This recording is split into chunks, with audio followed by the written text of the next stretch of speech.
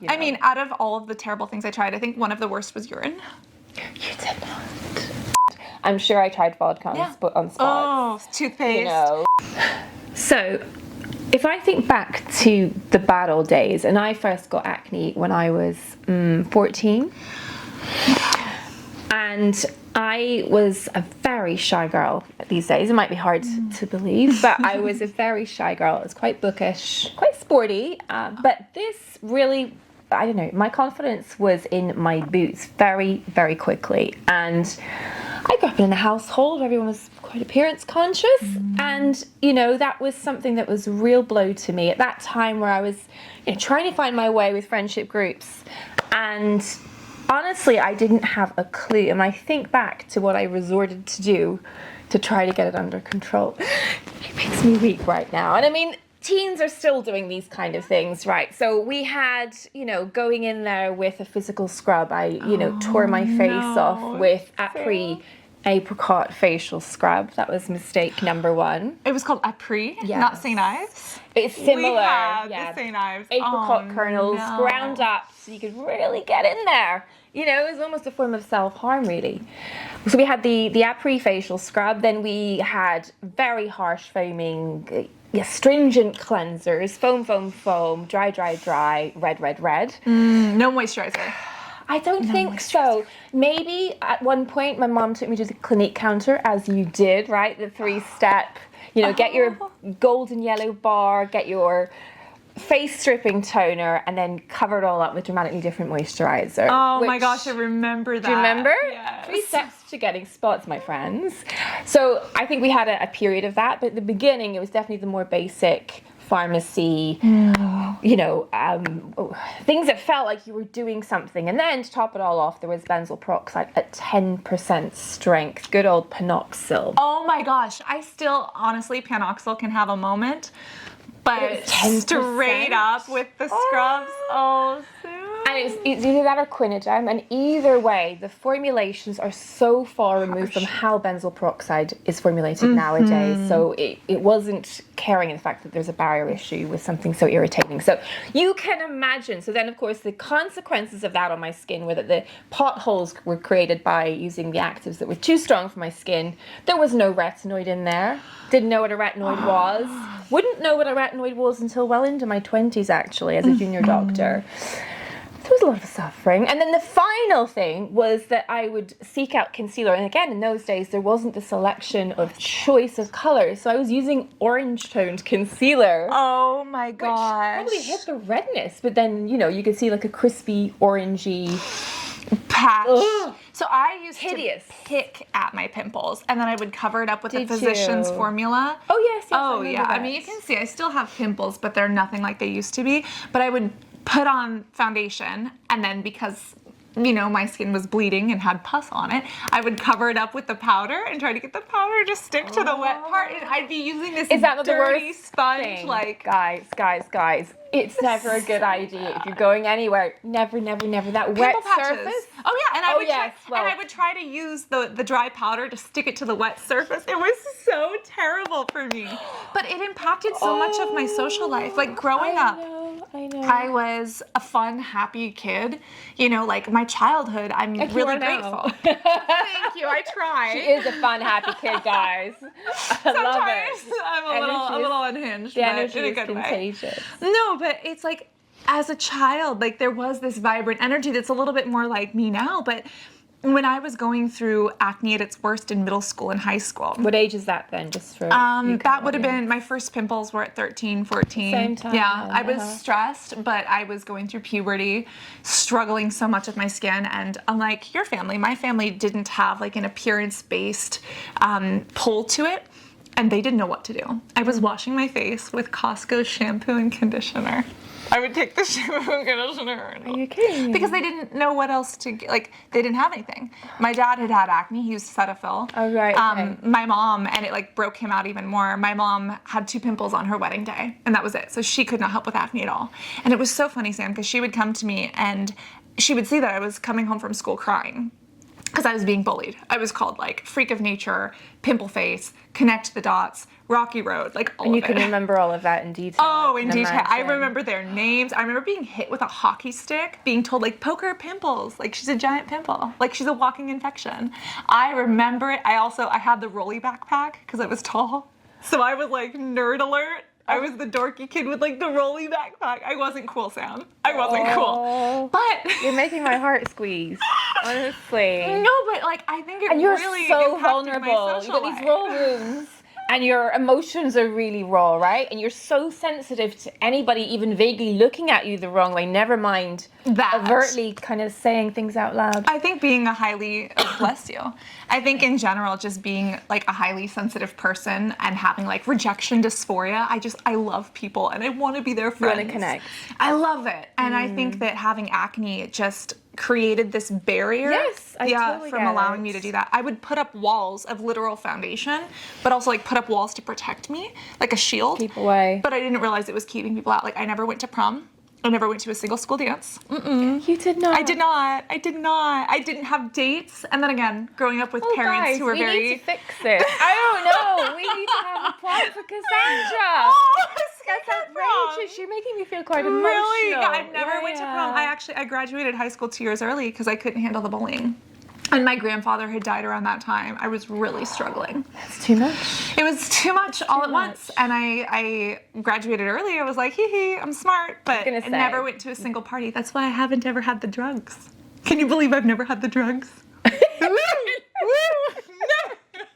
Everyone thinks that I'm constantly high. Tetracyclines or sorry, okay, no. I've had those. Yes, I've had those. No, but everyone thinks that I've been on substances, but I was never cool enough to be invited to parties or given things like that. But acne ruined my social life, and it ruined me and my identity for quite some time. Growing up being so true. sporty, Yeah. how did How did I manage? You? I Yeah. mean, I probably did sport in a way to kind of save, that I felt like that was the way to kind of feel more like I belonged, I suppose. I mean, a lot of that was in my head, right? I was bullied a bit in my first year in grammar school, which is, you go from, I guess, middle school.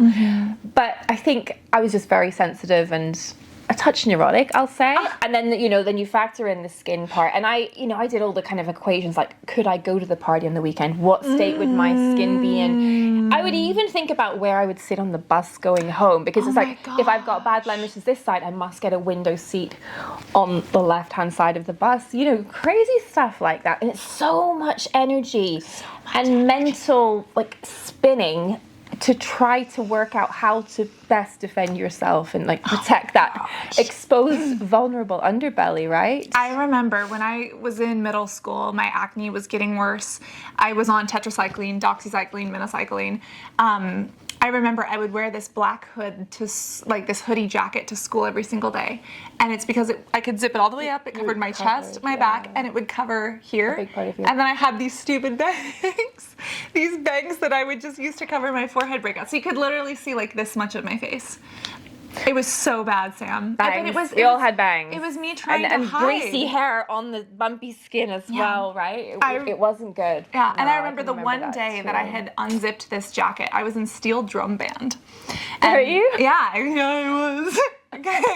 I went to band camp. No, not band camp. I did play the steel drums. Okay, fine. No, but I remember I had unzipped because it was a really hot day and I didn't want to wear my big trench coat, and I had unzipped my jacket. And let's just call them J and A. J and A were two boys across from me in steel band, and they were like, "Oh my God, what's on her chest?" It was a pimple. And they were like, "You can get acne there? Wow, she's like a walking infection. She should pop it." And I remember, Sam, that was the first day I excused myself. I went to the bathroom and I popped this pimple. And that was the starting of like my picking issues. Because it was like, it was terrible and it bled and it hurt, but it felt like I was doing something. But I didn't realize how much I was damaging my own skin. And then I would start to pick so bad. subconsciously. You can still see the scars. Yeah. Well, I mean, this is one of the worst areas for scarring in the body, right? Upper chest and upper shoulders. But I remember that. And it's like the picking, like you said, it's almost like a form of self-harm. And I would like rely on feeling the pain or the pressure because I was like, oh, that makes it better. At least I did something that's about turning emotional pain into physical pain, right? Because it would That's distract. what we do. I know. Oh, it was a lot. I mean, I wasn't a picker, I don't think. I would have taken the top off like a bad pustule. I know that. I mean, look at this one. Juicy. Oh. I'm not touching it. Where's the neutralizing gel? I know, actually, can I borrow some? Like, Oh, it's so difficult. I mean, I really do give patients who pick a whole thing of like, you know, the ways to navigate cleansing your skin, right? Do your skincare last thing at night. Do not do that thing where you, oh, I'm back from work, I'll take my makeup off, because then the night's entertainment unfolds, right? Where is the magnifying mirror, you know? So I think it's all about just efficiently doing your skincare, using makeup to protect you from yourself a little bit. Yeah. And then you do the work. And with time, all being well, if you're doing the right stuff, things should get better. Yeah. And, you know. I think makeup actually helped me to stop picking, because it's like you have this on your face. As a cosmetic derm, as a doctor, as someone who works with people who literally come to you with acne, how do you hide your own emotions, knowing that you've gone through that too? Like, how do you manage that? I'm not very good at it, right? Because I am very empathetic, and especially when I'm hearing somebody describe a scenario I know so well, I really feel it in my body. I mean, at the end of the day, what are people looking for from me? They want to be heard, they want to feel understood, they want to feel that you are sympathetic to what they can also, there's also this like internal dialogue, I'm making a fuss about nothing. Like, who hasn't had an experience of going to a busy general practitioner or family doctor and have them go, oh, it's not too bad. I mean, I've had that experience. I'm not angry about it, but at the time it makes you feel very small, like you're focusing on this, you know, this thing that really is distorting your view of the world, and it's not being taken that seriously. So I think that's what people want. Then they want the detailed plan. They want there to be no question marks, because it's when you give question marks, and sometimes you go off piste and you end up then taking advice from the wrong place. So, or acne makes you feel like you're out of control of your life and your skin, and you're like wanting to overcompensate. 100%. So I think by having a complete plan, and then knowing that they can come back to the office and ask questions about the small stuff without anybody going, oh, you don't know that? I think that's what makes a difference. But I just think all I have to do is to get them to the 3-month mark, because it's so easy to have a wobble. Maybe you get a bit of a purge, maybe you get a bit of irritation. And those things, if you're doing it by yourself, that's the hard part. And I hope that with my content around acne, I give people the kind of the marks of, you know, this is what you should expect at 2 weeks, 4 weeks, 6 weeks. So you kind of know, okay, I think I'm in the right place. I think we're on track. I love that about your content, and you explain the why, and I think that was something that was missing for me when I was growing up. I remember when I first started seeing doctors, I had seen over 20 different doctors, 24 by the time, you know, I was like giving up on my skin. And was that just not a good fit? I mean, I think it was a multitude of things.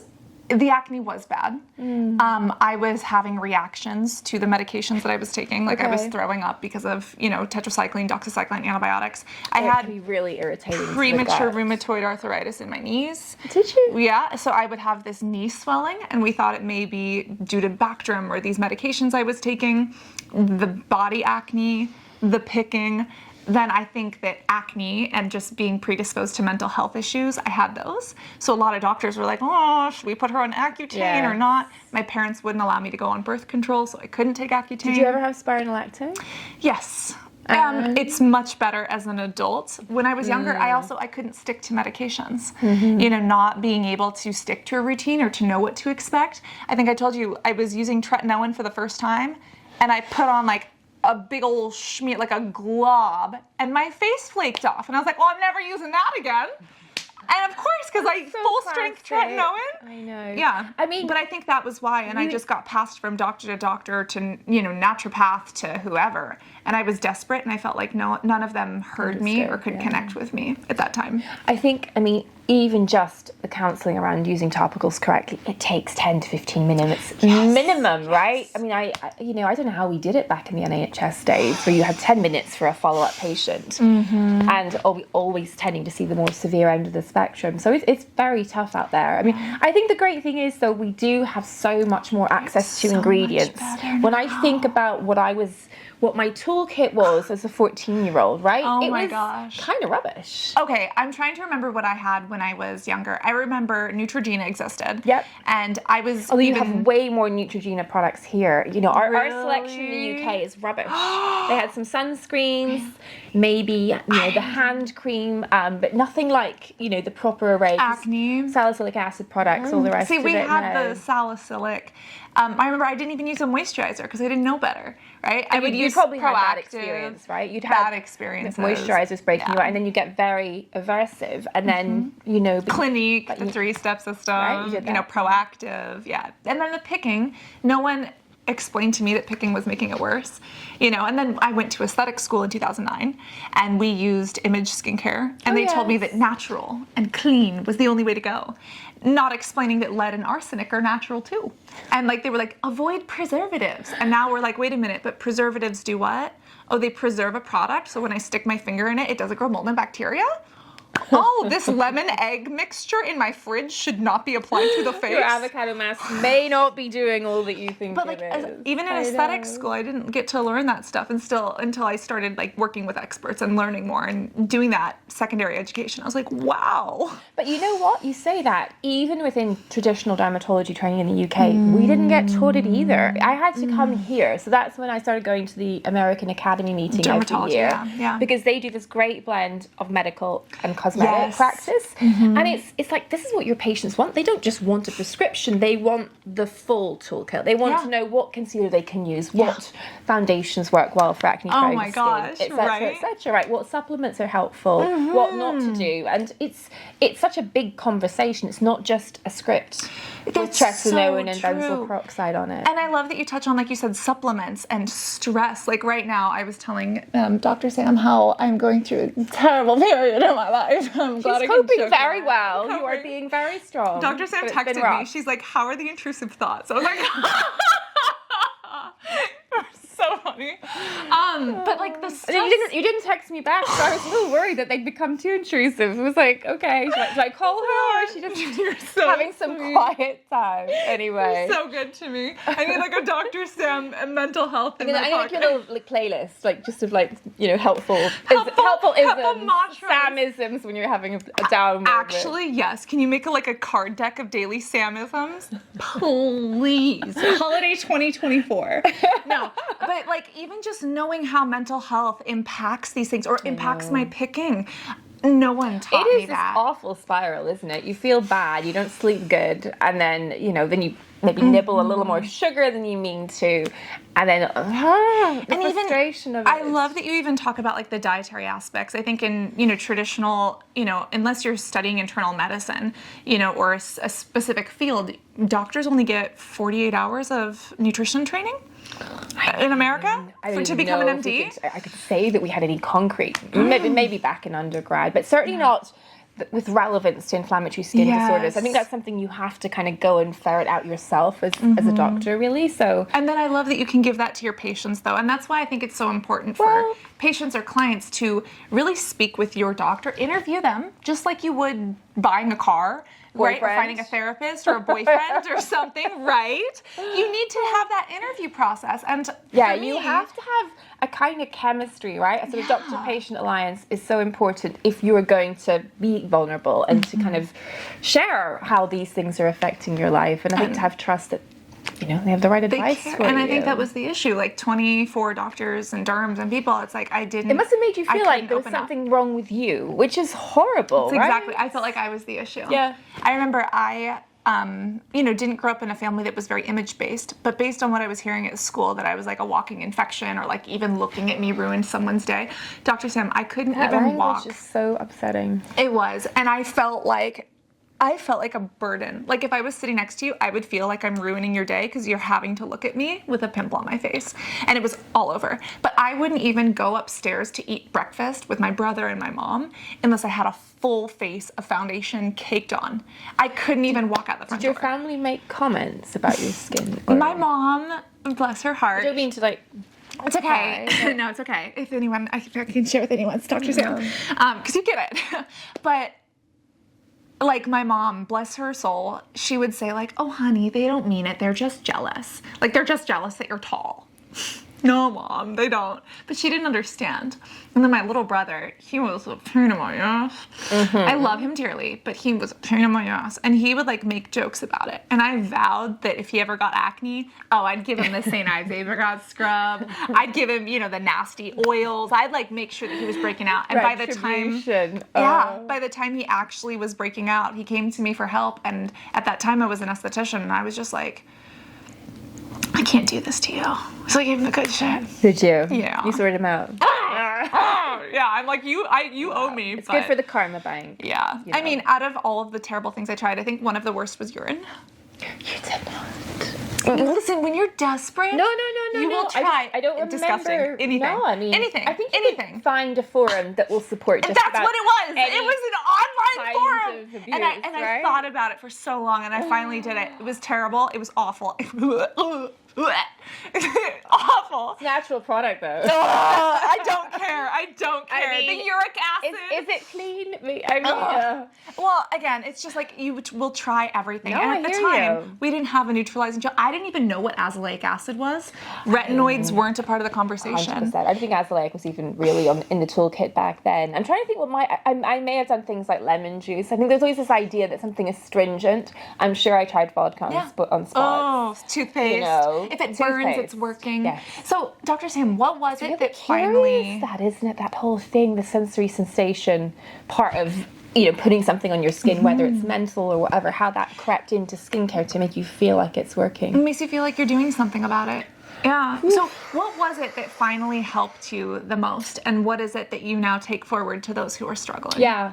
So I would say I was most affected in my early junior doctor years because the stress was off the chart, the unpredictability. I mean, we really did do the long shifts then. We would be up all night and then working the next day, and you'd be eating fries and baked beans and just surviving basically and barely at that. It's ramen over here, just the cup of noodles ramen. Yeah. It's probably better for you though than what we There was definitely nothing green. There was definitely nothing fresh.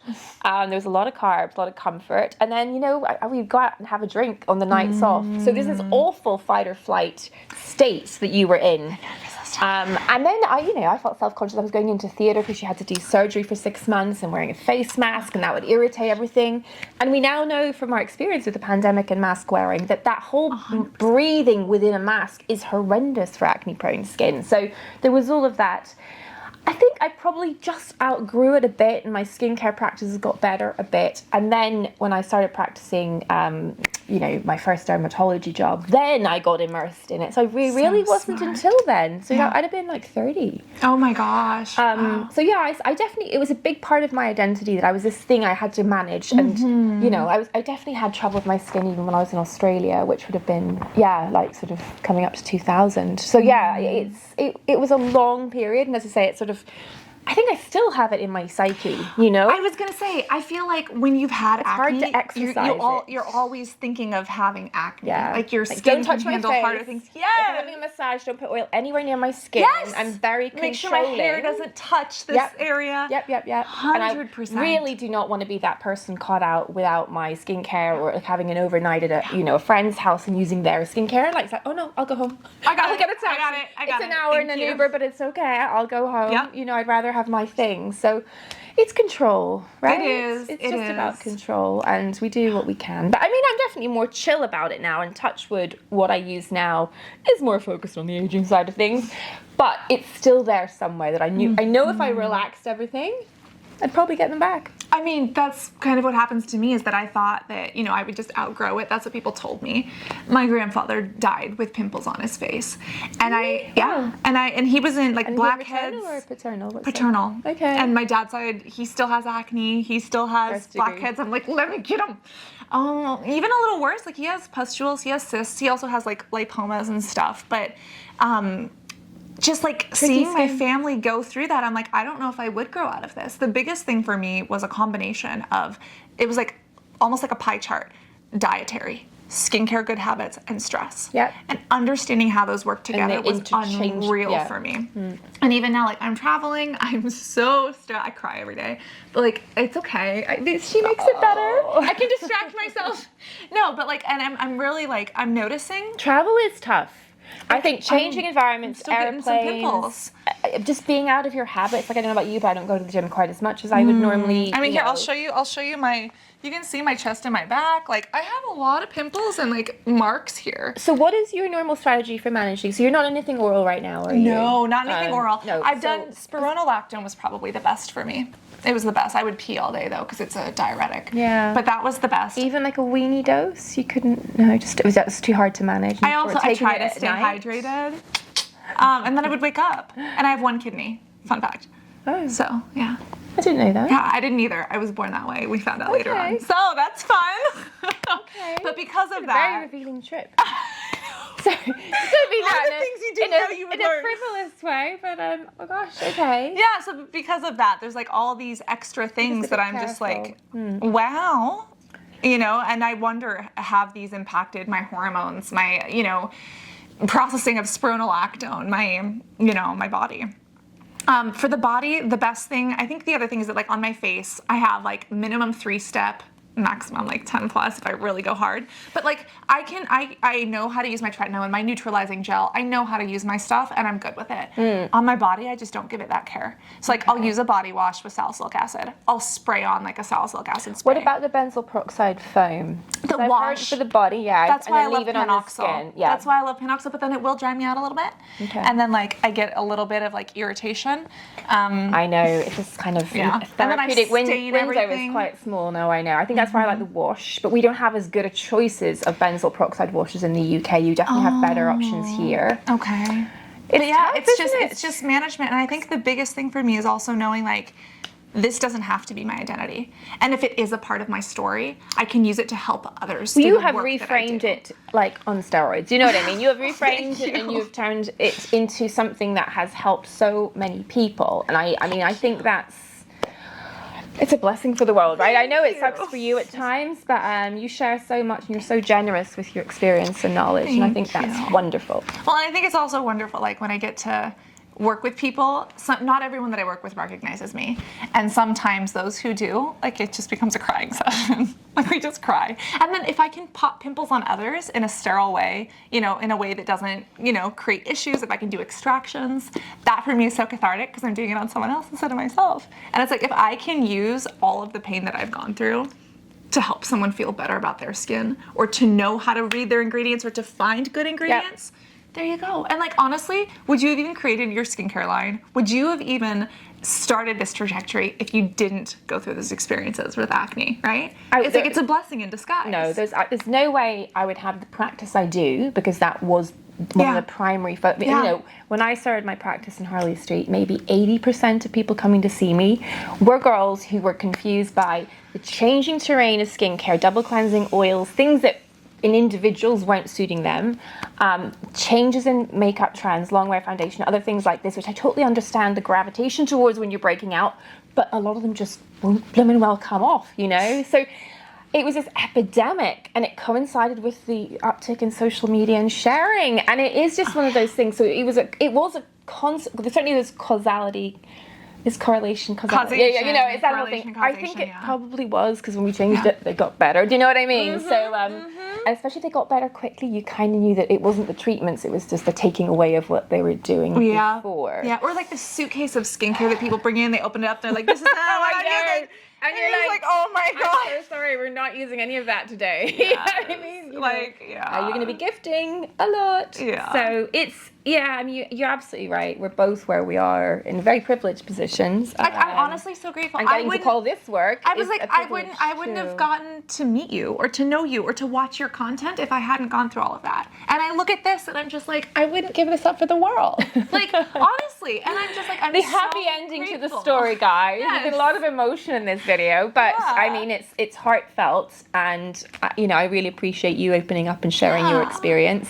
So I hope that us sharing a little bit more about our personal journeys has been helpful. Please do ask any questions in the comments down below. We'd be delighted to help further, and maybe there's an area of content I haven't covered or you haven't covered that you'd like us to on the subject of acne. And even like in the comments, find like an acne buddy. I call them sisters, like a sister. Find a little sister, find a little buddy. And, you know, just remember that like all of these terrible things that are happening, you haven't even lived some of the best days of your life yet. And if you can take these experiences and use them to help others, you know, maybe acne is a blessing in disguise. So, yeah. Thanks for watching, guys. Yeah, we'll see you in the next one. Bye. Bye.